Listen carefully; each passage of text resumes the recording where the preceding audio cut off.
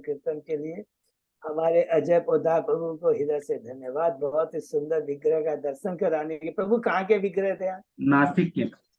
नासिक के। हरि बोल। बहुत बहुत धन्यवाद प्रभु को। सभी भक्तों को हृदय से धन्यवाद कीर्तन में भाग लेने के लिए। अभी हम लोग मंगलाचरण करते हैं। ओम अज्ञान तिमिरांधस्य ज्ञानांजन शलाकया चक्षुरुन्मीलितं येन तस्मै श्री गुरुवे नमः। श्री चैतन्य मनोभीष्टं स्थापितं येन भूतले स्वयं रूप कदा मह्यं ददाति स्वपदान्तिकम्। वन्देऽहं श्री गुरु श्री युगपद कमलं श्री गुरु वैष्णवांश श्री रूपं साग्रजातं सहगना रघुनाथं वितं तं सजीवं स्वादेतं सावभूतं परिजं सहितं कृष्ण चैतन्य देवं श्री राधा कृष्ण पादान सहगना ललिता श्री विशाखा विदांत च। नमो ओम विष्णु पादाय कृष्ण पृष्ठाय भूतले श्रीमते भक्ति वेदांत स्वामिन इति नामिने। नमस्ते सारस्वती देवे गौरवाणी प्रचारिणे निर्विशेषा शून्यवादी पाश्चात्य देश तारिणे। वाञ्छा कल्पतरुभ्यश्च कृपा सिन्धुभ्य एव च पतितानां पावनेभ्यो वैष्णवेभ्यो नमो नमः। नमो महावदान्याय कृष्ण प्रेम पदायते कृष्णाय कृष्ण चैतन्य नामने गौरत्पिषे नमः। हे कृष्ण करुणा सिंधु दीन बंधु जगतपते गोपेश गोपिका कांत राधा कांत नमस्तुते। तप्त कांचन गौरांगी राधे वृंदावनेश्वरी विषभानुसुते देवी प्रणमामि हरिप्रिये। नीलांचल निवासाय नित्याय परमात्मने बलभद्र सुभद्रायां जगन्नाथाय ते नमः। जय श्री कृष्ण चैतन्य प्रभु नित्यानंद श्री अद्वैत गदाधर श्रीवासादि गौर भक्तबिंद। मुखं करोति वाचालं पंगुलंघ्येयं यत्कृपातमहं वन्दे श्री गुरुमदीनतारिणम्। परमानंद माधवम श्री चैतन्येश्वरम। हरे कृष्ण कृष्ण कृष्ण हरे हरे हरे राम राम राम हरे। श्री श्री मंगलाचरण की जय। शिला प्रभुपाद की जय। हरे कृष्णा। आज के इस भागवतम चर्चा में सभी भक्तों का हार्दिक स्वागत है। सभी भक्तों के चरणों में मेरा सादर दंडवत प्रणाम है। राधा माधव राधा गोविंद गुरु आचार्य परम वैष्णव साधु और भक्तों की कृपा से हम सब भक्त लोग मिलकर श्रीमद् भागवतम के ऊपर चर्चा कर पा रहे हैं। बहुत ही बड़े सौभाग्य और ये बहुत ही दुर्लभ है और ये दुर्लभ सौभाग्य हमें प्राप्त हुआ है। अभी हम लोग कैंटो 4 के 29वें अध्याय में है। नारद जी तथा प्राचीन वरिष्ठ के मध्य बीच बातचीत। उसके पहले 28 अध्याय हमने कंप्लीट किए हैं। संक्षेप में दोहराते हैं। पहला अध्याय में है स्वयंभू मनु के पुत्रियों की वंशावली के बारे में। दूसरे अध्याय में है दक्ष का शिव को शाप, ये शीर्षक है। तीसरा अध्याय है माता सती और शिव का संवाद। चौथा है माता सती का देह त्याग। पांचवा है शिव द्वारा दक्ष के यज्ञ का विध्वंस वीरभद्र द्वारा। छठवें अध्याय में ब्रह्मा जी का कैलाश धाम में जाना और शिव जी को मनाना, यज्ञ को संपन्न किया जाए। सातवें अध्याय में है दक्ष द्वारा यज्ञ संपन्न करना और उसमें स्वयं भगवान आकर के विष्णु कहते हैं दक्ष को शिक्षा देते हैं। पहला पड़ाव समाप्त होता है। दूसरे पड़ाव में प्रवेश करते हैं 8वें अध्याय से और इसके अंदर में हम स्वयंभू मनु के पुत्रों की वंशावली के बारे में। उत्तानपाद है, उत्तानपाद के पुत्र ध्रुव और इसलिए शीर्षक का है 8वें अध्याय का ध्रुव महाराज का गृह त्याग वनगमन। उसमें हमने देखा किस प्रकार वो नारद मुनि जी की कृपा से भगवान की भक्ति करते हैं और भगवान को प्रसन्न कर पाते हैं। 90वें अध्याय में है ध्रुव महाराज का अपने राजमहल को वापस जाना। भगवान से आशीर्वाद प्राप्त कर करके ध्रुव महाराज महल में जाते हैं वापस। उत्तानपाद उनके पिता बहुत प्रसन्न होते हैं, सभी लोग प्रसन्न होते हैं और कुछ समय के बाद उत्तानपाद राजमहल को छोड़ करके चले जाते हैं। 90वें अध्याय में 10वें अध्याय में हम लोग प्रवेश करते हैं। शीर्षक है ध्रुव महाराज का यक्षों के संग में युद्ध। उसमें हमने देखा ध्रुव महाराज राज सिंहासन में बैठने के बाद जब पता लगता है यक्षों ने उनके कजन ब्रदर उत्तम को मार दिया, उनको दंड देने के लिए वो अलकापुरी में जाते हैं। 11वें अध्याय में प्रवेश करते हैं। स्वयंभू मनु की ध्रुव महाराज को सलाह, बहुत ही इंपॉर्टेंट अध्याय। ध्रुव महाराज एज ए राजा अलकापुरी जाते हैं और गलत जिसने कार्य किया, जो यक्षण, उनको दंड देना है। लेकिन दंड की भी एक सीमा होती है और शास्त्र के अनुसार होता है। लेकिन क्रोध की अग्नि में आकर, अर्जुन के प्रभाव में आकर करके ध्रुव महाराज अंधाधुंध यक्षों को मारते हैं। इसलिए लिए गुरु रूप में स्वयंभू मनु आते हैं और शिक्षा देते हैं कि ये उचित नहीं है। क्रोध को दबाओ, और क्रोध को दबाने की सबसे बड़ी दवा है रामबाण दवा है, भगवान के राम गुणगानों का श्रवण कीर्तन। ये चीज हमेशा हम याद रखेंगे। हम सुनते हैं जीवन में उतारने, जब भी हमको कभी क्रोध आता है, ईर्ष्या की भावना आती है, बुद्धि थोड़ा सा भ्रमित होती है, मन प्रसन्न नहीं होता, तुरंत हमें हरे कृष्ण महामंत्र का जप शुरू कर देना चाहिए। मन, ये रामबाण दवा, कोई कैसेट चला लीजिए और देखेंगे तुरंत भगवान के सुंदर आप कीर्तन को सुनिए, तो बहुत बड़ा परिवर्तन आएगा, बहुत बड़ा परिवर्तन। यही तो हम लोग को शिक्षा देंगे। 12वें अध्याय में प्रवेश करते हैं। शीर्षक है ध्रुव महाराज का अपने भगवान के बैकुंठ लोक को जाना। ध्रुव महाराज स्वयंभू मनु अपने गुरु, अपने पितामह से शिक्षा प्राप्त करके युद्ध को तुरंत रोकते हैं, राजमहल को वापस आते हैं, राज सिंहासन पर बैठते हैं, राज्य को चलाते हैं, और अंत में एक समय के बाद में सब कुछ छोड़ करके बद्रिकाश्रम जा करके भगवान की भक्ति करके भगवान के धाम चले जाते हैं। यहाँ हमारा दूसरा पड़ाव खत्म होता है। हम तीसरे पड़ाव में प्रवेश करते हैं। 13वें अध्याय से ध्रुव महाराज की वंशावलियों के बारे में। उसमें हमने देखा उनका छोटा जो बड़ा पुत्र तो मना कर देता है राज सिंहासन पर बैठने के लिए, छोटा पुत्र वत्स राज सिंहासन पर बैठता है। उसकी वंशावली में एक महान राजा अंग आते हैं, लेकिन जब वो देखते हैं कि उनका पुत्र अधार्मिक कार्यों में लगा, दुखी होकर के राजमहल को छोड़कर जंगल को चले जाते हैं। 14 अध्याय में प्रवेश करते हैं। शीर्षक है राजा बैन की कथा। तो राजा बैन तो ऋषि लोग राज सिंहासन पर बैठाते हैं कोई इसके लिए, क्योंकि उस समय और कोई दूसरा राजा नहीं था, तो उन्हें मजबूरी बस बैन को राज सिंहासन पर बैठाना पड़ता। लेकिन जब वो देखते हैं सारे धार्मिक कार्यों को बंद कर दिया, क्रूरतापूर्वक लोगों को मार रहा है, अपने सहपाठियों तक को वो मार रहा है, तुरंत क्रोध किए तो वो अपने मंत्रों की अपनी हुंकार से उसको मार देते हैं और अंत में उसके शव का मंथन करते हैं जांगों का, जिससे एक निषाद जाति उत्पन्न होता है। हम तुरंत 15 अध्याय में प्रवेश करते हैं। शीर्षक पृथु महाराज की उत्पत्ति और उनका राज्याभिषेक। शीर्षक जब ऋषि लोग राजा बैन के बाहों का मंथन करते हैं तो उससे कपल उत्पन्न होता है, पृथु एंड अर्ची, और उसका ग्लोरिफिकेशन जब होता है तो पृथु महाराज कहते हैं कि मैं इसके लिए उपयुक्त नहीं हूँ, प्लीज मेरा ग्लोरिफिकेशन मत कीजिए। हम तुरंत पहुंच जाते हैं 16वें अध्याय में, बंदी जनों द्वारा पृथु महाराज की प्रशंसा।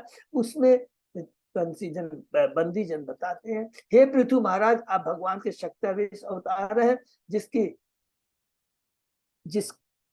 पुष्टि स्वयं ब्रह्मा जी ने की है, और शास्त्रों के अनुसार भी आपके जो लक्षण है, एक महापुरुष और भगवान के लक्षण होते हैं, पाँव में चिन्ह होते हैं, वो बताते हैं कि वो वास्तव में एक महापुरुष है या पोका पंडित है। तो आपका जो ग्लोरिफिकेशन है उपयुक्त है। आप पृथ्वी का दोहन करेंगे, पृथ्वी को समतल करेंगे, 100 अश्वमेध यज्ञ करेंगे, चतुष कुमारों में सनत कुमार से ज्ञान प्राप्त करेंगे, प्रजा को 3 तापों से मुक्त करेंगे। हरि वो 17वें अध्याय में प्रवेश करते हैं। पृथ्वी महाराज का पृथ्वी पर क्रोधित होना, कि पृथ्वी के माध्यम से शिक्षा कि हर जीव यदि सोचता है कि मैं अपने परिवार का, मैं इस देश का मैं कल्याण कर रहा हूँ, मेरे ऊपर निर्भर है, तो हे पृथ्वी, ये तुम्हारा अंधविश्वास है। मैं अपनी योग शक्ति से प्रजा का पालन करूंगा। भगवान ही वास्तव में हमारा पालन करते हैं, सब कुछ भगवान के हाथ में। बहुत सुंदर शिक्षा है। उसके बाद में हम लोग पहुंचते हैं 18वें अध्याय में। शीर्षक है पृथु महाराज का पृथ्वी का दोहन करना। किस प्रकार पृथ्वी का दोहन करते हैं, पृथ्वी को समतल करते हैं और नगर ग्रामों की सुंदर व्यवस्था करते हैं। 19वें अध्याय में प्रवेश करते हैं। शीर्षक है पृथु महाराज के 100 अश्वमेध यज्ञ। इसमें भी बहुत बड़ी शिक्षा में प्राप्त होती है। जब इंद्र ईर्ष्यावश पृथु महाराज के 100 यज्ञ में बाधा देता है, पृथु महाराज भी क्रोधित हो जाता है, दंड देना चाहते हैं इंद्र को। तुरंत ब्रह्मा जी आकर के दोनों को कहते हैं ऐसा कार्य नहीं करना है, जिससे आने वाली प्रजा को, आने वाली जनता को, गलत नागरिकों को गलत मैसेज मिले। 20वें अध्याय में प्रवेश करते हैं। पृथु महाराज के यज्ञ स्थल में भगवान विष्णु का प्राकट्य, जिसमें भगवान विष्णु कहते हैं पृथ्वी को, पृथ्वी महाराज के माध्यम से कि हे पृथ्वी महाराज, जो भगवान के परम भक्त होता, मुक्त पुरुष होता, तुम तो मुक्त पुरुष हो। मुक्त पुरुष का मतलब है कि तुम तीनों गुणों से ऊपर हो, तुम्हारा तीन गुणों का प्रभाव तुम्हारे ऊपर नहीं है। तो तुमसे ये आशा नहीं की जाती कि तुम भी माया के द्वारा प्रभावित हो। तुम्हारा क्षमा मांगते हो, भगवान कहते तुम आशीर्वाद मांगो, और आशीर्वाद में एक ही चीज मांगते हैं कि मुझे 10 लाख कान दीजिए, जिससे मैं आपके शुद्ध भक्तों के मुखारबिंद से आपके नाम गुणगान का स्मरण करते स्मरण कर सकूं। हरि बोल। 21वें अध्याय में प्रवेश करते हैं। शीर्षक है पृथ्वी महाराज का अपने नागरिकों को उपदेश। पृथ्वी महाराज अपने महल वापस आते हैं, उसके बाद में एक नया यज्ञ शुरू करते हैं और ब्रह्मांड के सभी नागरिकों को आमंत्रित करते हैं, और उसमें एक ही बात कहते हैं कि भगवान की भक्ति उत्तम है, और ये वर्णाश्रम धर्म है, ये तो सोपान है, ये तो देश है जिसका उद्देश्य है हमको भगवान की भक्ति करना, एक सभ्य समाज स्थापित करना।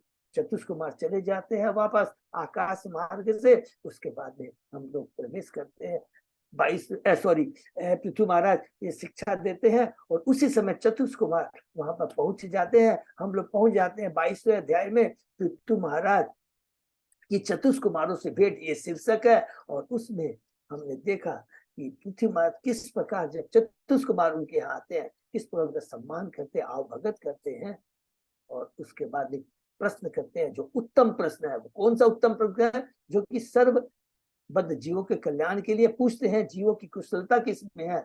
और उस प्रश्न से खुश होकर करके सनत कुमार जवाब देते हैं, भगवान की भक्ति ही जीवन का परम लक्ष्य है, जो हमारे लक्ष्य को प्राप्त करने में मदद करती है। अभक्तों का संग नहीं करना है, और भक्ति शुद्ध भक्तों के संग के बीच करनी चाहिए, और कोई वैष्णव अपराध नहीं होना चाहिए। और चतुष्कुमार आकाश मार्ग से ये शिक्षा दे के चले जाते हैं। 23वें अध्याय में हम लोग प्रवेश करते हैं। पृथ्वी महाराज का भगवान के वैकुंठ लोक को जाना। कुछ समय के बाद में पृथ्वी महाराज सब कुछ छोड़ कर करके जंगल चले जाते हैं, अपनी पत्नी अर्ची के संग भगवान की भक्ति करते हैं। अर्ची भी भगवान की भक्ति करती है और अपने परम भक्त पति परमेश्वर की सेवा करके वैकुंठ लोक को चली जाती है। तीसरा पड़ाव यहाँ खत्म होता है। हम चौथे पड़ाव में प्रवेश करते हैं। अध्याय 24 से शीर्षक भगवान शिव की द्वारा की गई स्तुति का ज्ञान। इसमें हमने देखा जब पृथ्वी महाराज भगवान के वैकुंठ लोक चले जाते हैं, उसके बाद में उनका 5 पुत्र होते हैं। उसमें से सबसे बड़ा पुत्र विजिताश्च, उसकी पत्नी नवश्वती से 6 पुत्र उत्पन्न होते हैं। वह प्राचीन भरी सबसे बड़े होते हैं। प्राचीन भरी समुद्र की पुत्री सत्यद्युति से ब्याह करते हैं, और 10 पुत्र उत्पन्न होते हैं जो प्रचेता कहलाते हैं, और उनको भगवान की भक्ति करने के लिए, तपस्या करने के लिए जंगल में भेज देता है।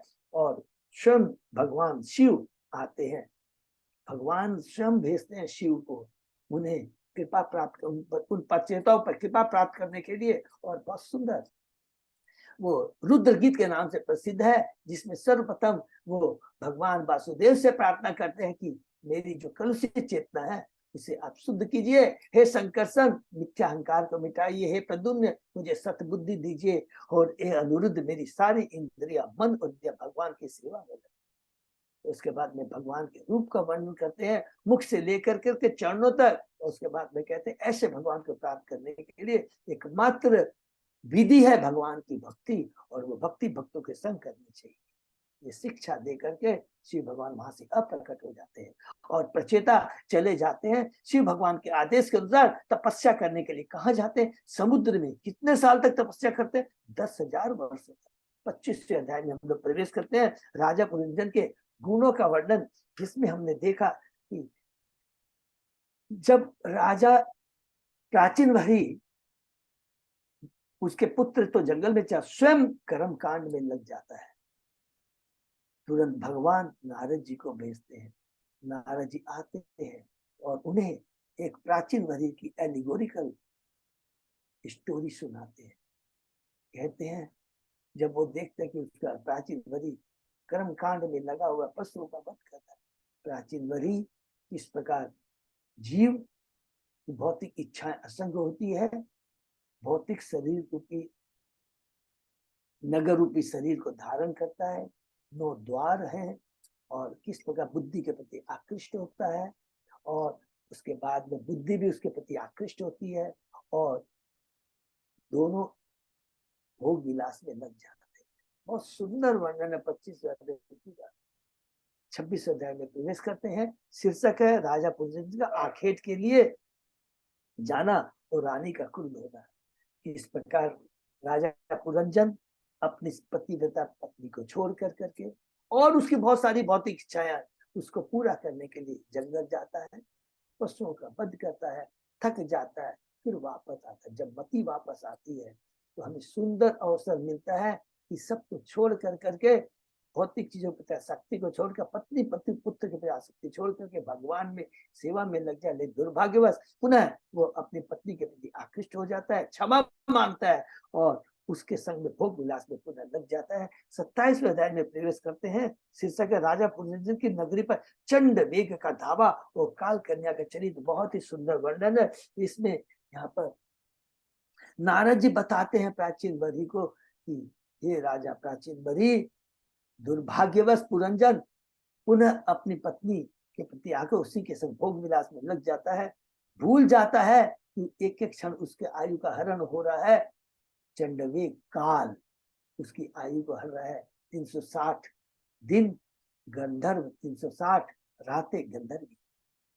इतना ही नहीं, कुछ समय के बाद काल कन्या का बुलावा आ जाता है। काल कन्या आ जाती है, वो है हमारा बुढ़ापा। जीव भयभीत हो जाता है, शरीर कमजोर हो जाता है, इंद्रिया काम करना बंद कर देती है और यमन राज और प्रज्वाल का आक्रमण होता है। 28वें अध्याय में प्रवेश करते हैं। शीर्षक है अगले जन्म में पुनर्जन्म को स्त्री योनि की प्राप्ति। इसमें हमने बहुत ही सुंदर ज्ञान प्राप्त किया, जिसके अंदर में हमने पढ़ा कि जब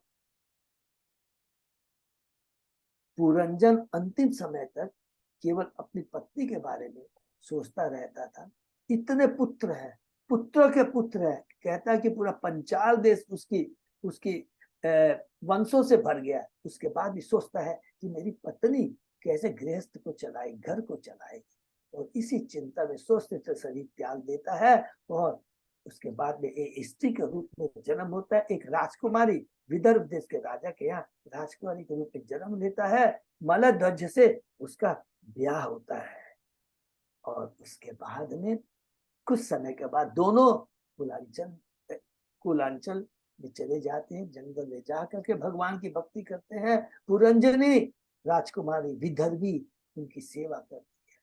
और कुछ समय के बाद जब मलध्वज से ब्याह होता है, मलध्वज जब शरीर त्याग देता है, उसके लिए विलाप करती है। वो भी तीनों गुणों से ऊपर हो जाती है, अनासक्त हो जाती है, क्योंकि उसने सेवा की थी एक परम भक्त परम पति। जिस प्रकार अर्ची ने किया था पृथ्वी महाराज की, उसी प्रकार गंधर्वी ने, पुरंजनी ने सेवा की। पुरंजन ने, जो कि स्त्री के रूप में है, राजकुमारी के रूप में अपने पति मलध्वज की शरीर छोड़ देता है, विलाप करती है। प्रभुपाद जी कहते हैं कि जब गुरु हमारे से हम लोग का विरह होता है तो हमें विलाप करना चाहिए। तुरंत वहां पर परमात्मा रूप में अभिजात सकता है, एक ब्राह्मण के रूप में परमात्मा आता है। तुम मृत शरीर के लिए रो रही हो, ये ठीक नहीं है।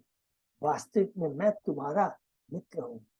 दुर्भाग्यवश तुमने मेरा साथ छोड़कर भौतिकता में तुम लग गई।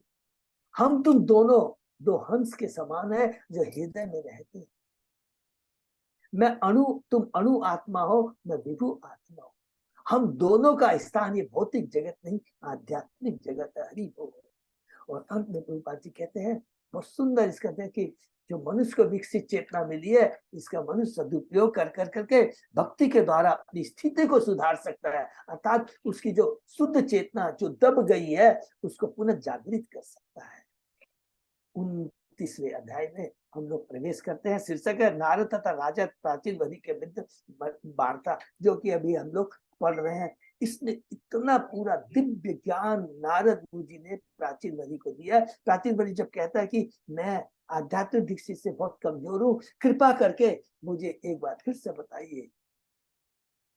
पूरा हमने लिखा है, अभी भी ताकत में हम लोगों ने पढ़ा था प्रभुपाद जी कहते हैं ये गुरु का कर्तव्य है, जब तक उसका शिष्य, जब तक वो आध्यात्मिक पद पर न आ जाए और जो भगवान से पूर्ण रूप से न जुड़ जाए, तो उसे गाइड करते रहना चाहिए। और जब तक हम एक बार गुरु के शरण में चले जाते हैं, जब तक हम भगवान के धाम नहीं चले जाते हैं, गुरु हमारा साथ नहीं छोड़ता है। ऐसा नहीं सोचना है कि इस जीवन में हमारा गुरु अप्रकट हो गए तो उनका साथ भी छूट गया, नहीं। पूरा वो एक बार एक आत्मा का दायित्व ले लेते हैं, जब तक वो आत्मा परमात्मा से नहीं जुड़ जाता, गुरु साथ नहीं छोड़ता। ये मोटे अक्षर में हम लोग लिख सकते हैं। तुरंत नारद जी कहते हैं, प्राचीन मुनि जब कहता है मुझे दोबारा बताइए, शुरू से वर्णन करते हैं 84 लाख योनियों कि जीव कभी 1 पांव 2 पांव 3 पांव छांव करता है। 84 लाख योनि में घूमता रहता है। जब जीव भोग की इच्छा करता है तो उसे 9 द्वारों वाला ये शरीर रूपी घर मिलता है। भौतिक चेतना के माध्यम से वो सोचता भोगने की इच्छा करता है, वो 3 गुणों से बंध जाता है। भौतिक चेतना में सोचता है कि आई एम द कंट्रोलर, इंट्रोलर एंड प्रोप्राइटर होता हूं। और इस प्रकार वो सोचते सोचते हुए कहते हैं प्रकृति के 3 गुणों से जुड़ जाता है। कभी स्वर्ग लोक, कभी नरक में, कभी पृथ्वी पर रहता है। फिर कहते हैं, बहुत सुंदर बात कहते हैं नारद जी, श्लोक में माध्यम कहते हैं कि हे प्राचीन वरी, जीव भगवान जो अणु आत्मा है, वो सूर्य भगवान तो सूर्य के समान में है और हम सूर्य की किरणों के समान में। किंतु दुर्भाग्य, जैसे हम अणु आत्मा भगवान का साथ छोड़ देते हैं तो भौतिक जगत के चक्कर में आकर के माया के द्वारा हम बंध जाते हैं और हमारी स्थिति उस कुत्ते की तरह हो जाती है जो कभी स्वर्ग लोक हो जाता है, कभी नरक को, कभी निम्न लोक हो जाते हैं। भौतिक विधियों से हम अपने कष्टों को दूर नहीं कर सकते। फिर से रिपीट करते हैं, जीव का हित इसी में है कि वो अविद्या से ऊपर आए, और इस अविद्या से ऊपर आने के लिए एकमात्र औषधि है भगवान के प्रतिनिधि के माध्यम से भगवान की शरण ग्रहण करना। भक्ति करने से सारी भौतिक भूख प्यास इच्छाएं भय शोक मोह से जीव मुक्त हो जाता है। नारद जी स्वयं कहते हैं कि देखो, हम भगवान के भक्त हैं, हमने ज्ञान तपस्या किया, फिर भी हम भगवान को अच्छी तरह नहीं जान सकते। लेकिन इसका मतलब ये नहीं है कि हम प्रयास छोड़ दें। उनका बोलने का मतलब ये है, बहुत ध्यान से सुनो, भक्ति में 0.001 भी % भी अगर हम प्रगति करते हैं, उसका लाभ बहुत बड़ा होता है। पहाड़ जैसे कष्ट को राई के समान बना देता है। एक छोटी सी भक्ति में इंप्रूवमेंट होता है, इतना भक्ति का प्रभाव होता है। और उसके विपरीत जितना बड़ा भौतिक संसार, भौतिक सुधाएं, जस धन प्राप्त कर ले, उतना ही इस भौतिक जगत में बंधते जाते हैं। यह है फर्क भौतिकता का बड़ा बढ़ने में और भक्ति में एकमात्र प्रवेश करने से। अभी हम उस लेवल पे नहीं, केवल एकमात्र भक्ति में प्रवेश करने से। जो भक्ति में लगा रहता है, भगवान स्वयं उस पर कृपा करते हैं। हरि बोल। और फिर कहते हैं, वैदिक अनुष्ठानों और सकाम कर्म जीवन का लक्ष्य नहीं है। जीवन का लक्ष्य भगवान के धाम जाना है, जो कृष्ण भक्ति से ही संभव है। भगवान का धाम केवल कृष्ण भक्ति से ही संभव है। और कल हम लोगों ने पढ़ा, फिर कहते हैं, बहुत सुंदर बात कहते हैं, हे राजन, तुम्हें अभिमान हो गया है कि तुमने यज्ञों में अनेक प्रकार के पशुओं का वध किया, किंतु तुम्हें यह ज्ञात नहीं है कि तुम्हें केवल वही कर्म करने चाहिए जिससे भगवान प्रसन्न होते हैं। बहुत सुंदर बात लिखा है, हमारे को मनुष्य योनि बहुत दुर्लभ है और वही कर्म करना चाहिए जो भगवान के आदेश है और जिससे भगवान प्रसन्न होते हैं। और वह है क्या? कौन सा कर्म? कृष्ण की भक्ति। अतः प्रत्येक व्यक्ति को उसके उनके चरण कमल माने भगवान के शरण ग्रहण करने चाहिए। ऐसा करने से जीवन कल्याणमय हो जाता है। जो भक्ति में लगा हुआ है वह इस संसार से रंच मात्र भी नहीं डरता। ये बात कल हमने पढ़ी थी। जो भक्ति के इस रहस्य को जानता है वही वास्तविक शिक्षा है, वही वास्तविक ज्ञान है। और ऐसा शिक्षित व्यक्ति संसार का गुरु हो सकता है। हरि बोल। ऐसे गुरु कृष्ण का प्रतिनिधि है और कृष्ण से अभिन्न होता है। प्रामाणिक, प्रभुपाद जी तात्पर्य कहते हैं, प्रामाणिक गुरु से परामर्श करने का अर्थ है बहुत इंपॉर्टेंट कल हमने पढ़ा, साक्षात भगवान से परामर्श करना। जीवन की सफलता का अर्थ है कि ऐसा गुरु बनाना जो कृष्ण को एकमात्र अपना प्रिय व्यक्ति शुभचिंतक मानता है।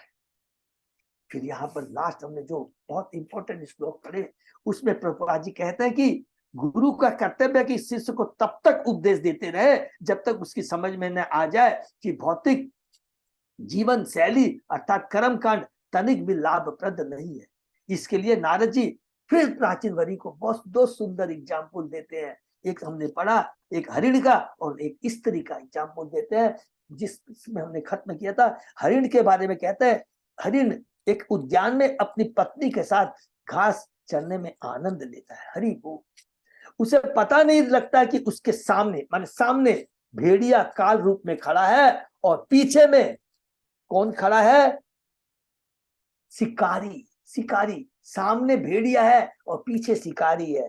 भेड़िया काल के रूप में खड़ा है और शिकारी तुमको मार के खाने के लिए तैयार बैठा हुआ है। उसे पता ही नहीं उसके पीछे शिकारी है, तो उसे अपने तीक्ष्ण बाणों से भरने के लिए तैयार है।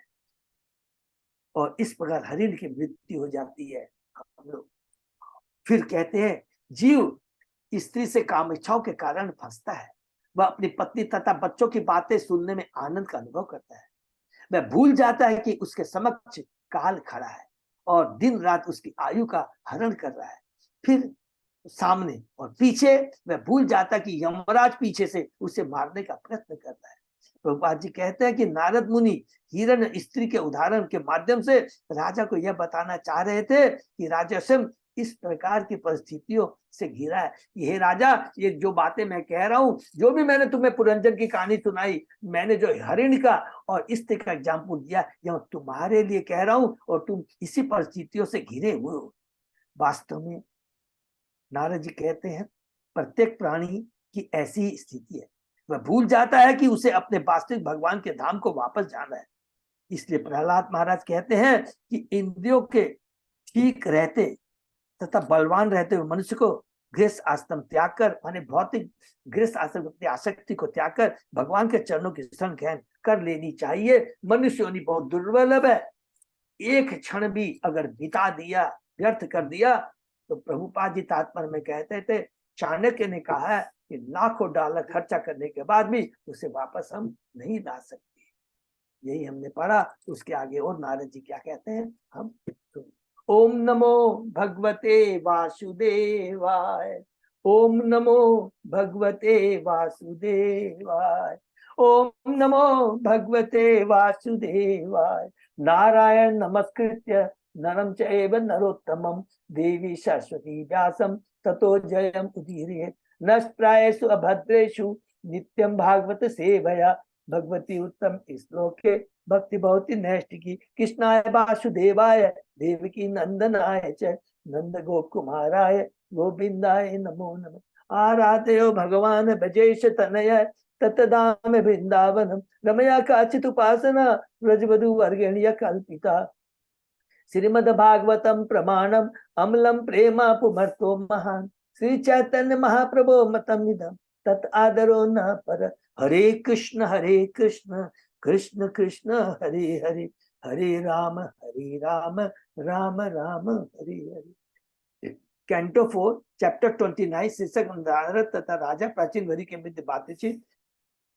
अभी नहीं ले पाए। श्लोक नंबर 55। हाँ प्रभु 55। ओके, हम लोग पढ़ते हैं।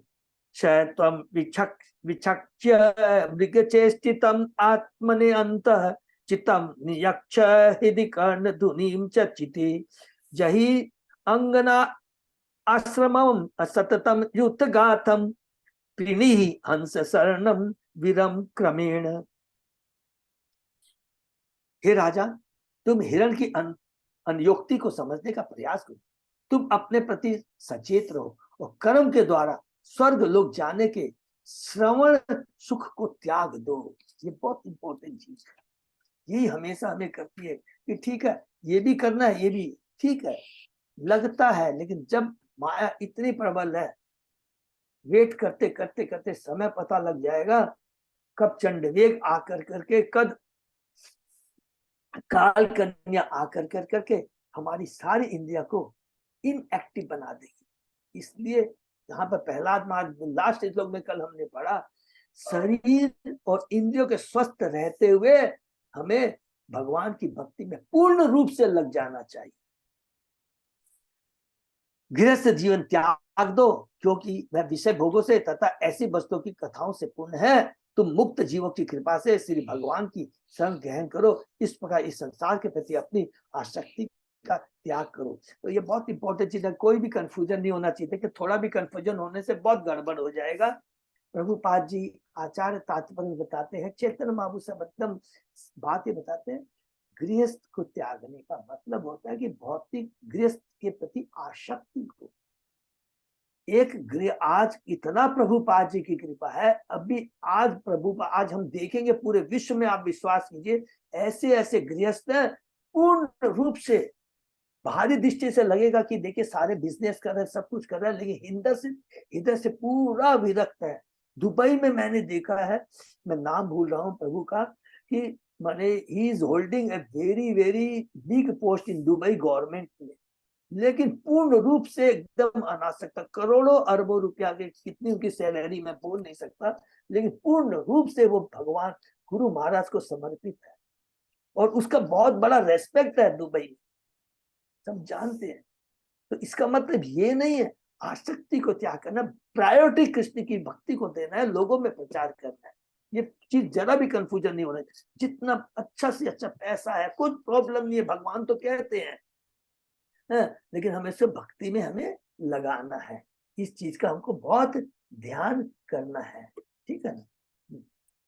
श्री नरोत्तम दास ठाकुर अपने एक गीत में लिखते हैं, कर्म कांड ज्ञान कांड केवल विषय भांड, अमृत बोलिया जेवा खाए, नाना योनि सदा फिरे, कदर भक्षण करे, तार जन्म हृदय पाते जाए। हरि बोल।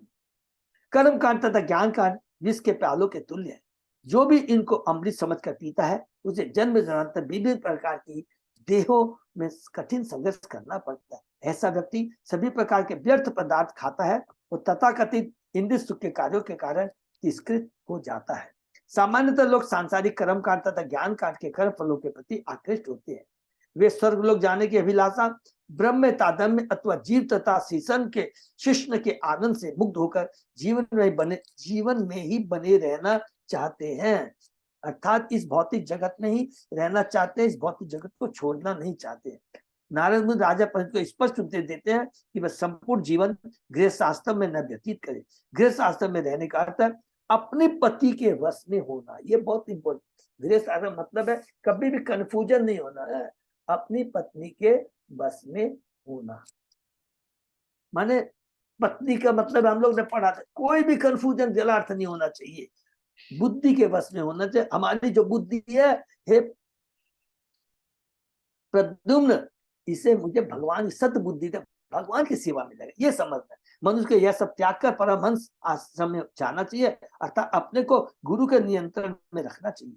परमहंस आश्रम श्री भगवान का आश्रम है और गुरु भी उसी के आश्रित है। श्रीमद् भागवत में प्रामाणिक गुरु लक्षण इस प्रकार बताए गए हैं, तस्मात् गुरु प्रपद्ये जिज्ञासु से उत्तमम शाब्दे परिचय निसन्नाथ ब्रह्मणि उपशम आश्रय। जो व्यक्ति वास्तविक सुख प्राप्त करने का इच्छुक हो उसे प्रामाणिक गुरु की खोज करनी चाहिए और दीक्षा के द्वारा उसकी शरण ग्रहण करनी चाहिए। गुरु की योग्यता यह है कि उसे शास्त्रार्थ द्वारा अर्जित शास्त्रों के निर्णय का ज्ञान हो और वह अन्यों को शाश्वत कर सके। गुरु को, क्योंकि नेचुरली गुरु प्रामाणिक गुरु होता है, उसे शास्त्रों का, साधु का, गुरु सबका ज्ञान होता है। ऐसे महापुरुष जिन्होंने सारी सांस्कृतिक क्या भगवान की शरण ग्रहण कर लिया, प्रामाणिक गुरु मानना चाहिए। परमहंस वह है जिसने परम ब्रह्म की शरण ग्रहण की हो। यदि कोई मेरे परमहंस गुरु की शरण ग्रहण करता है तो धीरे धीरे वह, यदि कोई ऐसे परमहंस गुरु की शरण ग्रहण करता है जो धीरे धीरे वह अभ्यास तथा उपदेश से भौतिक जीवन से विरक्त होता रहता है और अंत में भगवान के धाम को जाता है।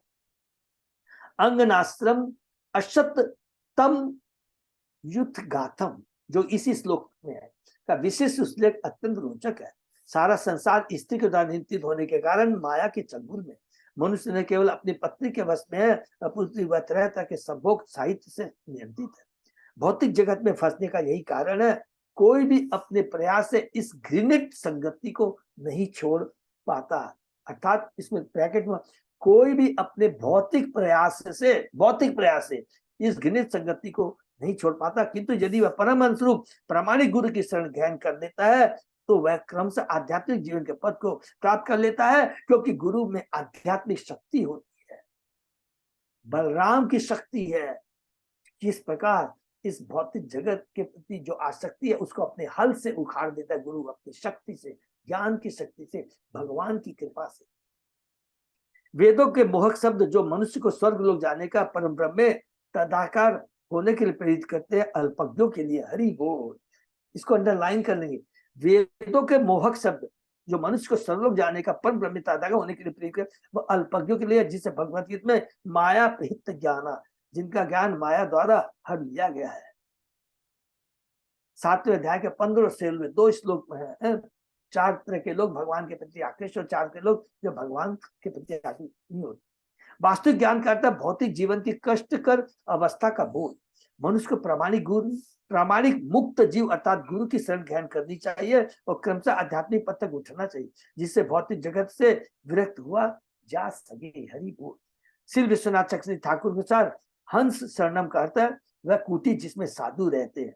सामान्यतः साधु जंगल में दूर स्थान पर या साधारण कुटिया में रहते हैं, लेकिन हमें ध्यान रखना होगा कि समय बदल चुका है। अंडरलाइन हरि बोल। प्रभुपाद जी बोल रहे हैं, जंगल जाकर कुटिया में रहने वाले भले साधु के हित में हो, किंतु यदि कोई उपदेशक हुआ विशेषकर पाश्चात्य देशों में, तो उससे तमाम तरह के लोगों को आमंत्रित करना पड़ता है जो सुखद मकानों में रहने के अभ्यस्त होते हैं।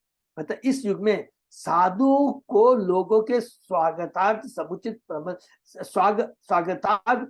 प्रबंध करना और उन्हें कृष्ण चेतना संधि प्रति आकृष्ट करना होता है। संभवतः श्री भक्ति शास्त्री ठाकुर ने पहली बार साधु पुरुष के रहने के लिए बड़े बड़े प्रसाद मोटो का प्रचलन किया, जिससे बड़े शहरों की जनता आकृष्ट हो सके। सबको समझ में आ गया। देखिए आचार्य कितने बड़े कृपालु होते हैं। साधु का अर्थ क्या होता है, गृहस्थ का मतलब क्या होता है, सन्यासी का मतलब क्या होता है, हर चीज को आध्यात्मिक दृष्टि से हमें समझना है। प्रभुपाद जी कहते हैं गृहस्थ बनना, गृह मेधी नहीं बनना, दोनों में फर्क है। गृह मेधी का मतलब होता है कि केवल अपने पति बच्चों के प्रति आकृष्ट होना और केवल उसी में डूबे रहना। गृहस्थ का मतलब होता है कि अपने परिवार बच्चों को सब मिलकर के कृष्ण को केंद्र में रखकर जीवन यापन करना। ये सारी चीजें हैं। अभी जंगल में हम जाते हैं, जंगल में तो चले गए, लेकिन मन सदैव आसक्ति में, भोग में लिप्त है, उसकी चिंतन करता है। ये पाखंडी बना है। इसीलिए भक्ति शास्त्री ठाकुर इतने बोल्ड थे, इतने इंटेलिजेंट थे। उनको मालूम है समय के अनुसार, समय काल देत पात के अनुसार किस प्रकार विधि को चेंज करना है। विधि का माने केवल उद्देश्य है हरि नाम का प्रचार करना है, और समय काल देश के हिसाब से गुरु जिस हिसाब से बताते रहे हमें उसे पालन करना है। हरि बोल। जिसे बड़े शहरों की जनता आकृष्ट हो सके। मुख्य तथ्य तो यह है कि लोगों को साधु की संगति करनी चाहिए। इस युग में लोग जंगल में जाकर साधु की खोज नहीं करेंगे, उल्टे साधुओं को बड़े शहरों में आकर ऐसे लोगों के आगमन के लिए व्यवस्था करनी होगी जो आधुनिक सुविधाओं से के अभ्यस्त है। धीरे धीरे ये लोग समझ सकेंगे कि ऐसे प्रसाद या सुखद मकान तनिक भी आवश्यक नहीं है। हरि बोल। वास्तविक आवश्यकता है कि जैसे भी हो सके कर्म बंधन से मुक्त हुआ जाए। श्री रूप गोस्वामी के आदेशानुसार बहुत इंपॉर्टेंट जो हमने करा है, हमें क्या बनना है, फल्गु बैरागी हमें नहीं बनना है, हमें युक्त बैरागी बनना है। अनासक्त विषयान यथा अहम उपयुंजत निर्बंध कृष्ण संबंधे युक्त वैराग्य उच्यते। जब मनुष्य अनासक्त होता है तो साथ ही प्रत्येक वस्तु को कृष्ण के हेतु स्वीकार करता है, तो उसे वैराग्य से युक्त कहा जाता है। बहुत इंपॉर्टेंट श्लोक है, प्लीज मेरी रिक्वेस्ट इसको सब याद करेंगे। वास्तविक वैराग्य किसको बोलते हैं? जो कोई चीज को त्यागता नहीं है, दिखाता नहीं है। अरे इस चीज जो योगी करते हैं, अरे मैं इस चीज को टच करूंगा तो मैं आसक्ति बढ़ जाएगी, मैं आसक्त हो जाऊंगा, ऐसा नहीं है। युक्त वैरागी का मतलब होता है जो कुछ भी इस भौतिक जगत में है ये मानना, पहला स्टेज क्या, ये मानना कि ये सब भगवान के, भगवान से संबंधित है, पहला चीज तो ये। दूसरा, ये सारी चीजें भगवान की सेवा के लिए, मेरी इंद्र तृप्ति के लिए, अर्थात सब चीज को भगवान की सेवा में लगाना, वो युक्त वैरागी कहलाता है। हमें कोई भी चीज को छोड़ना नहीं है, जो कुछ भी है वो भगवान की सेवा के लिए, उन सबको भगवान से जोड़ना, भगवान की सेवा में लगाना है। मनुष्य को भौतिक ऐश्वर्य में लिप्त नहीं होना चाहिए, किंतु कृष्ण भक्त आंदोलन को आगे बढ़ाने के लिए ऐश्वर्य को स्वीकार किया जा सकता है। दूसरे शब्दों में ऐश्वर्य को युक्त वैराग के रूप में, ऐश्वर्य का मतलब हुआ अपनी इंद्र तृप्ति में न लगा करके भगवान, उसमें अनासक्त भाव रख करके भगवान की सेवा में लगाया। ये बहुत इंपॉर्टेंट है, क्योंकि बहुत लोग कंफ्यूजन होते हैं। इस चीज का बहुत इंपॉर्टेंट ये वाला श्लोक है, इसमें जो तात्पर्य प्रभुपाद जी ने हम सबको दिखा सकते हैं। ये नहीं अरे तुम तो इतना है, तुम लोग तो इस्कॉन वाले हो, इसमें गुण नहीं, आसक्ति नहीं है। उद्देश्य क्या, आज प्रभुपाद जी को फॉरेन जाना है, फॉरेन में जाकर कितने लोगों को, सारे करोड़पति अरबपतियों के बिगड़े बाप के बेटों को उन्होंने भक्ति में लाया। आज वो इस्कॉन में they are holding a very big responsible position. तो चेतना में परिवर्तन कैसे लाना है, उसकी विधि क्या होनी चाहिए, वो गुरु जानता है, आचार्य जानता है, हमको अपनी बुद्धि नहीं लगानी। और उज्ज्वलन उदाहरण है प्रभुपाद जी। राजोवाच, अब राजा प्रश्न कर रहे हैं, सुतम अनवीक्षितम ब्रह्मण भगवान यत अभाषतः ने एतत् जानन्ति उपाध्याय किम न ब्रूयु विदु यदि। राजा ने कहा, हे ब्राह्मण, आपने जो कुछ कहा है उसे मैंने अत्यंत मनोयोग से सुना है, और मैं इस निष्कर्ष पर पहुंचा कि जिन आचार्यों शिष्यों ने मुझे कर्म कांड में प्रवृत्त किया वे इस रूप ज्ञान को नहीं जानते थे। हरि बोल। और यदि वे इससे अवगत थे तो फिर उन्होंने मुझे क्यों नहीं बताया। हरि बोल। कितना सुंदर है कि वो कहते हैं कि जिन मुझे कर्म कांड में प्रवृत्त किया, जिन्होंने मुझे बताया, तो उन्होंने क्या, उनको मालूम नहीं था? तो अगर उनको मालूम था तो उन्होंने मुझे क्यों नहीं बताया। तात्पर्य में प्रभुपाद जी ये बता रहे हैं हमें। वास्तव में समाज के तथाकथित सो कॉल्ड शिक्षक या नेता जीवन के उद्देश्य को ठीक से नहीं जानते। ऐसे लोगों को भगवत गीता में माया अपहृत ज्ञान कहा गया है। वे अत्यंत विद्वान प्रतीत होते हैं, किंतु माया के प्रभाव से उनका ज्ञान हर लिया जाता है। वास्तविक ज्ञान का अर्थ है कृष्ण की खोज। वेदस्य से सर्वैव मेद्यो वेदांत की विदेह चाह। सारा ज्ञान श्री कृष्ण की खोज करने के निमित्त, क्योंकि श्री कृष्ण प्रत्येक वस्तु के मूल है। इसका मतलब सबको समझ में आ गया। बहुत ज्ञानी लोग होते हैं और वो क्या करते हैं, भगवत गीता के ऊपर में प्रभुपाद जी, हमने इंट्रोडक्शन कितनी लाखों, कई लाखों नहीं माने कई इंटरप्रिटेशन है लोगों की, अपने अपने जो सो कॉल्ड ज्ञानियों की, वो अपनी बुद्धि के अनुसार इंटरप्रिटेशन करते हैं। जो अपनी बुद्धि के अनुसार इंटरप्रिटेशन करता है उससे एकदम दूर रहना चाहिए, क्योंकि हमको मालूम है, क्योंकि मनुष्य चार अवगुण होते हैं, चार दोषों से वो होता है, उसमें चार दोष होते हैं, लेकिन भगवान में दोष नहीं होते। भगवान के प्रतिनिधियों में ये दोष नहीं पाए जाते हैं। धोखा देने की प्रवृत्ति, अपूर्ण इंद्रिया, भ्रमित होना और गलतियां करना, ये चार दोष जीव में है। तो ये हमें याद रखना है, इस बात को भूलना नहीं है। और वो जो, इसलिए हमेशा जो ज्ञानी है अपनी बुद्धि के साथ अपना अपना इंटरप्रिटेशन करते हैं। जन्मांधस्य भगवत गीता में कृष्ण कहते हैं, हम आदि देवाना, मैं समस्त देवों का स्रोत हूं। इस पर श्री कृष्ण समस्त देवताओं के, जिनमें ब्रह्मा से आदि सम्मिलित है, मूल तथा आदि स्रोत। वैदिक अनुष्ठान विभिन्न देवताओं को प्रसन्न करने का, किंतु जब तक कोई आगे बड़ा विद्वान नहीं होता वह आदि पुरुष कृष्ण को नहीं समझ सकता। गोविंदम आदि पुरुषम तम हम बजामी। नारद के उपदेशों से राजा को चेत हुआ जीवन का वास्तविक भगवान की भक्ति प्राप्त करना है। कुछ श्लोक पहले, श्लोक में नारद मुनि ने कहा था, वैदिक अनुष्ठानों का उद्देश्य अपनी इंद्र तृप्ति नहीं है, भगवान को जानना है। जो अल्प ज्ञानी होते हैं आधा बात तो समझते हैं और उसके आगे जो परम, जो उसमें उद्देश्य है, उसको जानने का प्रयत्न नहीं करते हैं। क्यों नहीं प्रयत्न करते हैं? कि हम बद्ध जीव हैं, तीन गुणों से बंधे हैं, बड़ा सुंदर लगता है सुनने में।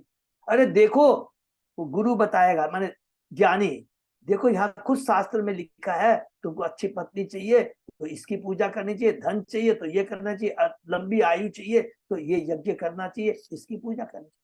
वहां तक अटक जाते हैं, लेकिन उसका लक्ष्य क्या, परम उद्देश्य क्या है, कोई नहीं बताता है, न तो जानता है, और जानता भी तो बताने का प्रयत्न नहीं करता है। अतः राजा ने तथाकथित पुरोहितों कर्म को समाप्त करने का निश्चय किया। अतः राजा ने तथाकथित पुरोहित कर्म करने को समाप्त करने का निश्चय किया। हरि बोल। क्योंकि उसमें जीवन के उद्देश्य के विषय में कोई शिक्षा न दी जाकर अन्याय को केवल अनुष्ठानों में व्यस्त रखा जाता है। इस समय गिरजाघरों, मंदिरों और मस्जिदों के प्रति लोग आकृष्ट नहीं होते, क्योंकि मूर्ख पुरोहित अपने अनुयायियों को ज्ञान प्रदान नहीं कर पाते।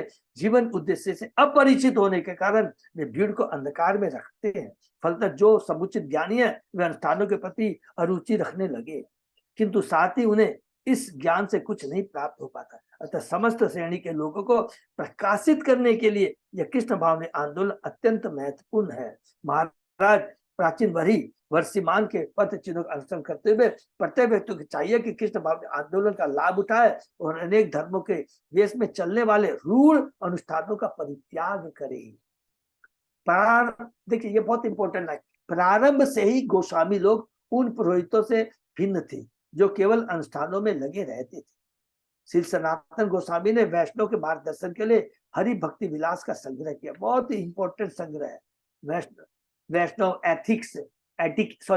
एटिकेट के बारे में बहुत सुंदर सनातन गोस्वामी लिखित हरि भक्ति विलास हमें पढ़ना चाहिए। वैष्णव लोग पुरोहितों के निर्जीव कार्यों की परवाह न करके पूर्ण तक कृष्ण भावती करते हैं और इसी जीवन में पूर्ण बनते हैं। इसका वर्णन पिछले वर्षों में परमहंस शरणम के रूप में हुआ है, जिसमें परमहंस की शरण लेकर जीवन को सफल बनाया जाता है। परमहंस जो कि भगवान का प्रतिनिधि होता है और एकमात्र स्वयं क्या होता है, स्वरूप सिद्ध होता है, समाधि में होता है, अनासक्त होता है, 3 गुणों से ऊपर होता है, वो है परमहंस। संशयो अत्र तु मे विप्र सच्छिन्न तत्कृते महान ऋषियो अपि ही मुह्यन्ति यत्र नेन्द्रिय वृत्तिय। हे ब्राह्मण, आपके आदेशों तथा मुझे कर्म कांड में प्रवृत्त करने वाले मेरे गुरुओं के उपदेशों में विरोध जान पड़ता है। मैं अब, देखिए क्या बोलते हैं, अब मैं भक्ति, ज्ञान तथा वैराग्य के अंतर को समझ सकता हूँ। इसको प्लीज अंडर कर लेंगे। मैं अब भक्ति, ज्ञान तथा वैराग्य के अंतर को समझ सकता हूँ। भक्ति क्या है, ज्ञान क्या है, हम शरीर नहीं आत्मा है, हम भगवान के अंश है, हम अणु आत्मा है, भगवान विभु आत्मा है और भगवान ही हमारे पिता है। ज्ञान, वैराग्य, सारी भौतिक जगत की जो सारी चीजें हैं मेरी भोग के लिए नहीं है, ये सारी भगवान की सेवा के लिए है। इसको कहते हैं युक्त वैरागी। और भक्ति सबको मालूम ही है कि भक्ति जिसके द्वारा हम पुनः अपनी खोई चेतना को पुनः जागृत कर सकते हैं और भगवान से अपने को जोड़ सकते हैं। तीनों चीज का एक एक अर्थ हमको अच्छे से समझ लेना है। मुझे पहले इसके विषय में कुछ संशय थे, किंतु आपने इन संशय को दूर कर दिया है। अब मैं समझ सकता हूं कि बड़े बड़े ऋषि भी जीवन के वास्तविक उद्देश्य के विषय में मोहग्रस्त होते हैं। इसको भी अंडरलाइन कर लीजिए, क्या बात लिखा, कितनी बड़ी बात। अब मैं समझ सकता हूं कि बड़े बड़े ऋषि भी जीवन के वास्तविक उद्देश्य के विषय में मोहग्रस्त होते हैं। निश्चय इंद्रिय तृप्ति का कोई सवाल ही नहीं उठता। स्वर्ग प्राप्ति के लिए राजा प्राचीन तरह तरह के यज्ञ संपन्न कर रहा था। लोग सामान्यतः ऐसे कृत्यों के प्रति आकृष्ट होते हैं और विरले ही भक्ति के प्रति आकृष्ट होते हैं। विरले माने बहुत रेयर लोग। जैसा कि चेतन बाबू ने पुष्टि किया, परम भाग्यशाली व्यक्ति ही भक्ति में लगता है। ब्रह्मांड भविते कौन भाग्यवान जीव, गुरु कृष्ण कृपा पाए भक्ति लता बीज। जहां तक कि वेद विद्वान की भक्ति के विषय में मोहग्रस्त होते हैं, वे इंद्रिय तृप्ति के लिए सामान्यतः अनुष्ठानों के प्रति आकृष्ट होते हैं। भक्ति में इंद्रिय तृप्ति का हरि बोल, वहां तो केवल भगवान की दिव्य प्रेमा भक्ति होती है। अतः इंद्रिय तृप्ति में संलग्न तथाकथित पुरोहित भक्ति को पसंद नहीं करते। जब से भगवान चैतन्य महाप्रभु ने इस कृष्ण भक्त आंदोलन को प्रारंभ किया, तभी से ब्राह्मण तथा पुरोहित इसके विरुद्ध हो रहे हैं। हरि बोल। माने सो कॉल्ड ब्राह्मण, उन्होंने इस्लामी सरकार के न्यायाधीश काजी से शिकायतें की। फलतः चेतन महाप्रभु को तथाकथित वेदवादियों के इस प्रचार के विरुद्ध अवज्ञा आंदोलन चलाना पड़ा। ये लोग कर्म जड़ स्मार्ट कहे जाता है, जिसका अर्थ है अनुष्ठानों में संलग्न पुरोहितों गण। इसको अंडरलाइन कर लेंगे। कभी भी आपसे पूछेंगे कर्म स्मार्ट कौन होते हैं? जो प्रोत्साहित करते हैं कर्म कांड को, जो कि वेदों में मेंसित है, लिखा गया, उसके प्रति प्रोत्साहित करते हैं और लोगों को और ज्यादा से ज्यादा भौतिकता में डालते हैं, फंसाते हैं। यहाँ ऐसे लोगों को मोहग्रस्त कहा गया है। ऋषियों अपि ही मुह्यन्ति। ऐसे कर्म जड़ स्वार्थों से बचने के लिए मनुष्य को श्री भगवान के आदेशों का कड़ाई से पालन करना चाहिए। क्या है भगवान का आदेश? सर्व धर्मान परित्यज्य मामेकम शरणं व्रज अहम त्वां सर्वपाप्यो मोक्षयिष्यामि मा शुचः। कर्माणि आरभते येन पुमान् हि विहायतम् अत्र अमुत्रा येन देहेन जुष्टानेन यत् श्रुते। इस जीवन में जीव जो कुछ भी करता है उसका फल वह अगले जीवन में भोगता है, चाहे भक्तिमय कर्म करे या भौतिक कर्म। मनुष्य प्राय यह नहीं जानता कि एक शरीर से दूसरे में किस प्रकार संबंध रहता है। यह कैसे संभव कि इस जीवन में किए गए कर्मों का फल वह अगले जीवन में प्राप्त होने वाले शरीर में भोगे। राजा नारद मुनि से इसी प्रश्न का उत्तर चाह रहा है। यह कैसे संभव है कि इस जीवन में जिसे मनुष्य शरीर प्राप्त है उसे अगले जीवन में मनुष्य शरीर प्राप्त नहीं होता। यहाँ तक कि बड़े बड़े वैज्ञानिक तथा दार्शनिक भी इस एक शरीर से दूसरे शरीर में कर्मों के स्थानांतर को नहीं समझ पाते। जैसा हम अनुभव करते हैं, प्रत्येक आत्मा के शरीर होता है और प्रत्येक व्यक्ति के कर्म या प्रत्येक शरीर के कर्मों को दूसरे शरीर या व्यक्ति द्वारा नहीं भोगना होता। प्रश्न यह है कि एक शरीर के कर्म अगले जन्म में किस प्रकार भोगे जाते हैं। हम सब लोगों को मालूम है कि स्थूल शरीर है, सूक्ष्म शरीर है, उस सिलसिले तो खत्म हो जाता है। सूक्ष्म शरीर मन बुद्धि अहंकार, जब तक इस भौतिक जगत में रहना है वो हमारी मृत्यु के समय जो चेतना होती है, जो हमारे कर्म होते हैं और उस कर्म के अनुसार, चेतना के अनुसार हमें दूसरा शरीर प्रदान करता है। यह है देहांत शरीर देहांतर की विधि, जो गीता में बहुत सुंदर ढंग से हमने पढ़ा है।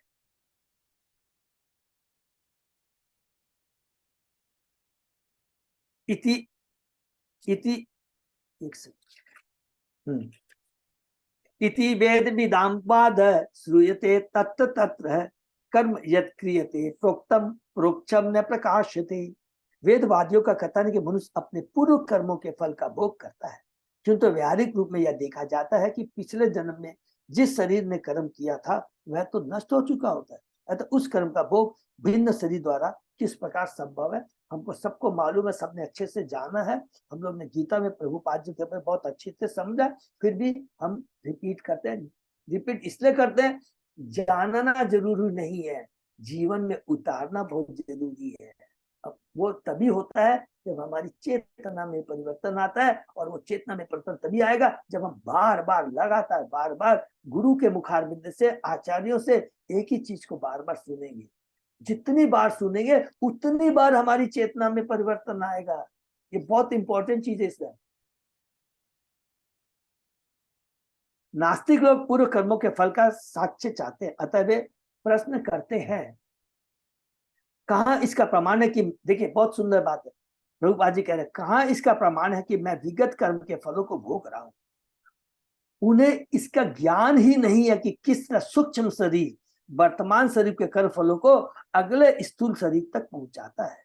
भले ही वर्तमान स्थूल शरीर नष्ट हो जाए, 5 तत्वों से बना हुआ पृथ्वी अग्नि जल वायु आकाश से बना हुआ शरीर भले ही नष्ट हो जाए, किंतु सूक्ष्म शरीर मन बुद्धि अहंकार, किंतु सूक्ष्म शरीर नष्ट नहीं होता। यह आत्मा को दूसरे शरीर तक ले जाता है। वस्तुतः स्थूल शरीर सूक्ष्म शरीर पर आश्रित है, अतः अगला स्थूल शरीर सूक्ष्म शरीर के अनुसार सुख तथा दुख उठाता है।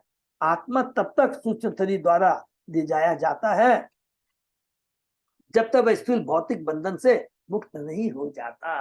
हरि बोल।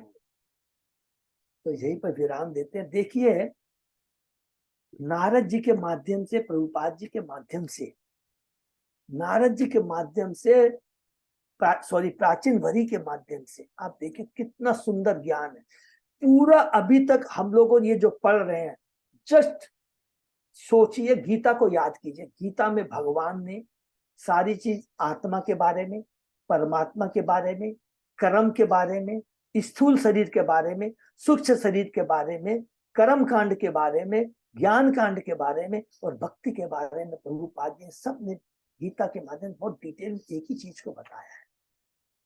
और सारी चीज में यही बता रहे हैं कि जीव शाश्वत है, भगवान का अंश है, उसका मनुष्य योनि बहुत दुर्लभ है। एकमात्र मनुष्य योनि के माध्यम से ही गुरु, प्रामाणिक गुरु, पाखंडी गुरु नहीं। पाखंडी गुरु क्या करेगा? हमें वैदिक अनुष्ठानों का, जिसका वर्णन शास्त्रों में, उसका लालच दे करके और हमें फंसा देगा और हमें बंधन में फंसा देगा। लेकिन प्रामाणिक गुरु वो है, वो जो जानता है कि वह कौन है, हम जीव कौन है, भगवान कौन है, हमारा भगवान से क्या संबंध है और भगवान से जो हमारा संबंध टूट गया है उसे पुनः कैसे स्थापित कर सकते हैं।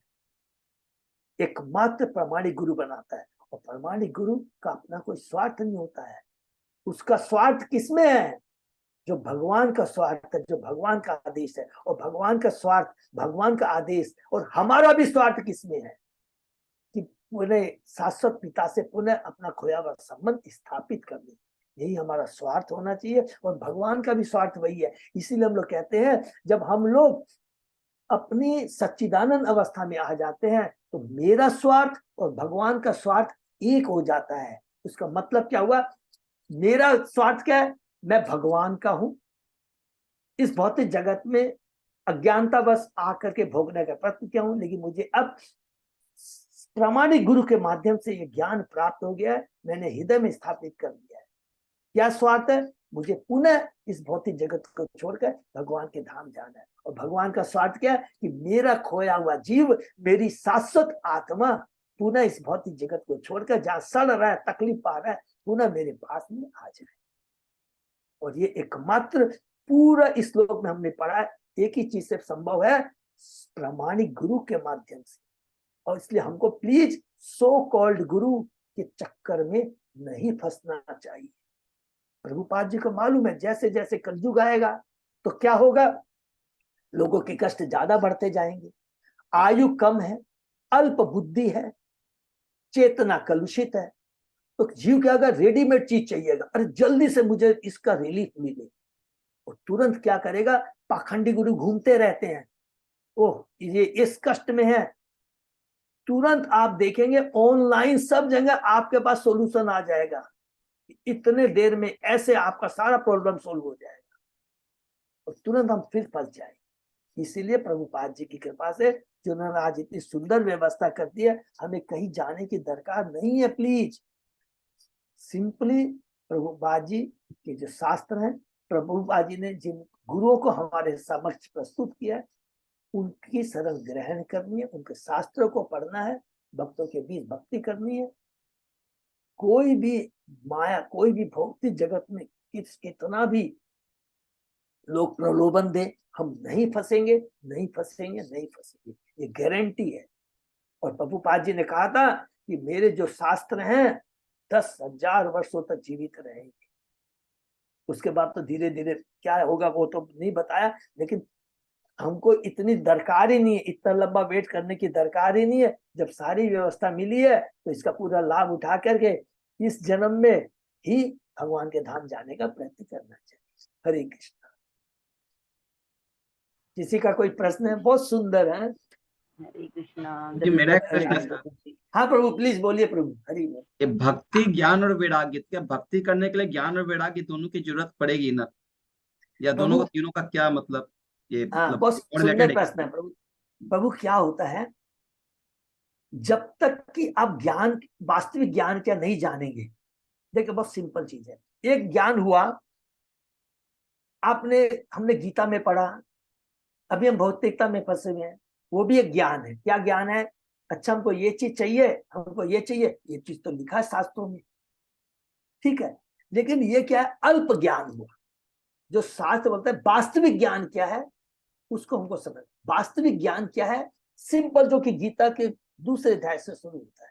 पहला सबसे इंपॉर्टेंट ज्ञान है, अगर वो ज्ञान सबके मन में स्थापित हो जाए, गारंटी है वो करना। पहला ज्ञान क्या है, हम शरीर नहीं, हम आत्मा है।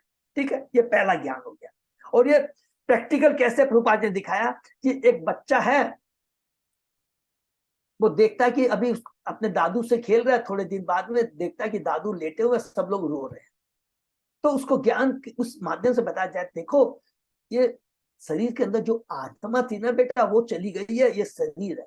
तो उसको बताया जाता है इस माध्यम से, जब तो हम शरीर नहीं, हम आत्मा है। पहला एक ये हुआ ज्ञान, बेसिक ज्ञान। दूसरा ज्ञान क्या होता है, भौतिक जगत से हमको छुटकारा पाना है। तो ये तो ज्ञानी भी करते हैं, ज्ञानी भी तो भौतिक जगत से छुटकारा पाने की चेष्टा करते हैं, वो भी तो 3 गुणों से ऊपर मुक्त होना चाहते हैं। फिर भगवान कहते हैं ज्ञान के माध्यम से हम मुक्त हो सकते हैं। मुक्त किससे होते हैं, भौतिक जगत से मुक्त होते हैं। लेकिन वो भी क्या है, अनसर्टेन है। कैसे, कि वो जाके ब्रह्म ज्योति मिल के पुनः वापस आना है। तो ये भी प्रयास बेकार है। तो कहते हैं कि फिर वास्तविक ज्ञान क्या है, वास्तविक ज्ञान वो है जिसके माध्यम से कि वो कि हम आत्मा है, ठीक है, नंबर 1। ये भौतिक जगत से छुटकारा पाना है, नंबर 2, ये भी ठीक है। लेकिन परम ज्ञान क्या है, कि भगवान मेरे पिता है, उनसे जाके जुड़ना है। ये हो गया परम ज्ञान, पूर्ण ज्ञान। और उस परमात्मा से जुड़ने के लिए विधि क्या है, विधि ये है कि पहला कि ये जो आसक्ति है असत के पीछे, उसको त्यागना है। ये हो गया वैराग्य, असत के प्रति आसक्ति त्यागना है। तो असत के प्रति आसक्ति को त्यागने की प्रोसेस क्या है, विधि क्या है, एकमात्र क्या है, हरि नाम का जप करना। अब पूरा सब जगह आप देख लीजिए, श्रवण कीर्तन स्मरण किसका, हरि नाम का, भगवान का। और ये हरि नाम का श्रवण कीर्तन कैसे करना है, केवल शुद्ध भक्तों के माध्यम से, प्रामाणिक गुरु के माध्यम से। ये आप सुन लीजिए, इसमें बहुत सूक्ष्म ज्ञान है। अगर आप सोचेंगे कि मैं सपोज किसी प्रोफेशनल से आप भजन सुनते हैं, वो भी तो हरि नाम कर रहा है, वो हमारे को इफेक्टिव नहीं होगी। क्यों नहीं होगी, वो उसके अंदर में आध्यात्मिक शक्ति नहीं है। इट इज जस्ट लाइक एक डुप्लीकेट मेडिसिन, डुप्लीकेट टैबलेट होती है, एक ओरिजिनल टैबलेट होती है, दिखने में सब समान होती है। तो डुप्लीकेट मेडिसिन आप कितना खा लीजिए, असर नहीं करेगी। वही ओरिजिनल मेडिसिन खाएंगे, तुरंत असर करेगी, क्योंकि वो प्रामाणिक गुरु होता है, रिकमेंडेड भगवान का। तो उसके माध्यम से हमें भक्ति करनी है। उसको करने से क्या होगा, आसक्ति विरक्ति खत्म हो, आसक्ति असत के पीछे थी, आसक्ति खत्म हो, स्वतः अपने आप होती जाएगी प्रभु, किसी से पूछने की दरकार नहीं है। और सत्य के पीछे आसक्ति बढ़ती चली जाएगी, और इसी को कहते हैं भक्ति। और जब ये भक्ति हमारी परिपक्व हो जाएगी, अच्छे पूरे लेवल तक चली जाएगी, तो उसके बाद में हम क्या हो जाएंगे, युक्त बैरागी हो जाएंगे। और तो कहने का मतलब युक्त बैरागी का मतलब क्या, हमके भौतिक जगत को छोड़ना नहीं। युक्त बैरागी का मतलब हो गया कि इस भौतिक जगत में रहते हुए हम मुक्त पुरुष हैं, और हम तो माया कभी भी प्रतीत नहीं कर सकती। ये हो गई भक्ति की पूर्णता। और नेचुरली जब तक भगवान रखना चाहेंगे प्रचार करने के लिए, इस जगत में रखेंगे, और उसके बाद में भगवान बोलेंगे तेरा काम पूर्ण हो गया, अब तू मेरे धाम आ जा। ये चीज है। इसीलिए गुरु आचार्य को आप देखेंगे, जब भौतिक जब, इसलिए कभी भी कहा गया कि कभी भी गुरु को आचार्य को साधारण मनुष्य नहीं मानना चाहिए। नंबर 1, ये बहुत इंपॉर्टेंट चीज है। प्रभु जरा भी मन में अगर ये चीज आ गया ना, अपने मुंह पे थप्पड़ मारना चाहिए, ये सब पकड़। क्योंकि गुरु को हम समझ ही नहीं सकते, हम अपनी भौतिक से उनकी एक्टिविटी को देकर समझ नहीं सकते। हम चेतन चरितामृत में पढ़ेंगे, बहुत लंबा हो जाएगा। ऐसे ऐसे अपने पात्र, पौंडरिक कौन था नाम है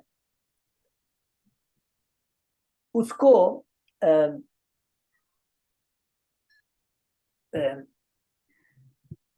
नाम याद नहीं आ रहा, चैतन्य महाप्रभु के भक्त लेके उनके पास में जाते हैं किसको लेके जाते हैं? पौंडरिक विद्यानिधि के पास गदाधर हरि पंडित को बोल, लेके जाते गदा हैं। पंडित को लेके जाते हैं, हरि बोल। वो देखता है, पान पा रहा है, चबा रहा है, पलंग पे बैठा हुआ है, एकदम सेंट लगा के बैठा हुआ है। अरे कितना भौतिक आसक्ति में भगवान का भक्त हो सकता। तब तुरंत उसको श्लोक सुनाया जाता है, एक श्लोक सुनाते हैं भगवान के बारे में, सुनते वो पलंग से नीचे गिर जाता है और उसमें क्या भाव उत्पन्न हो जाते हैं भक्ति के। तो इसलिए जो भगवान के भक्त होते हैं, तब गदाधर पंडित को समझ में आता, अरे ये भगवान का इतना परम भक्त है। उसी चीज को ध्यान में रख करके प्रभुपाद जी 100% फॉलो किए हैं। चेतन महाप्रभु को तुरंत फॉलो करके कहे कि भक्ति का प्रचार करने के लिए ये सब नाटकबाजी नहीं करनी है कि मैं सब कुछ छोड़ दिया, ये कर दिया, ये आसक्ति हो जाए। नहीं, समय काल देश पात करने के लिए प्रभुपाद ने कहा 56 भोग है, सब घरों में जाओ, आराम से करो, सब कुछ करो। ये नाटक नहीं करना है कि नहीं मुझे इतना अच्छे कपड़े नहीं पहनने हैं, अच्छा भोजन नहीं करना, पंचभोग नहीं, कुछ नहीं।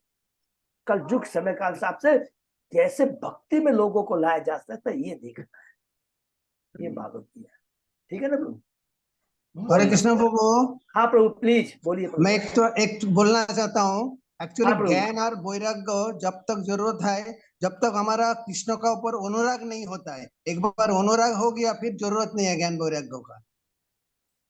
एक्चुअली प्रभु चैतन्य ये भक्ति रसामृत सिंधु में है ये। एकदम एकदम 100% है प्रभु, और वही चीज है प्रभु, ये हमने अभी पढ़ा भी है, ये अभी हम लोगों ने पढ़ा भी है, यही चीज पढ़ा हुआ है।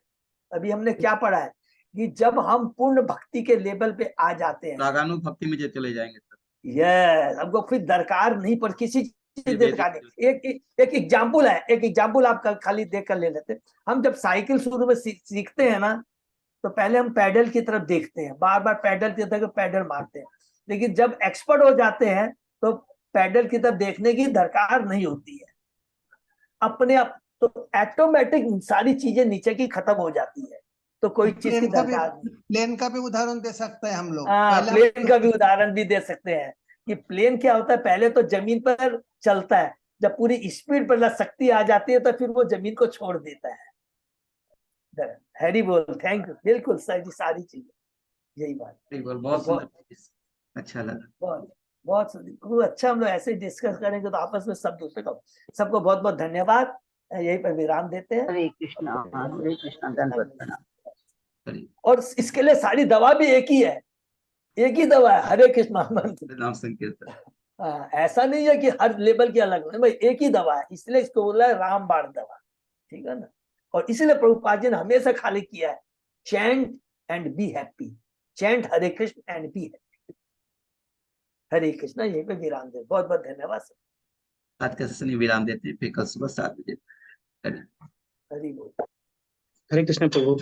हरे कृष्ण।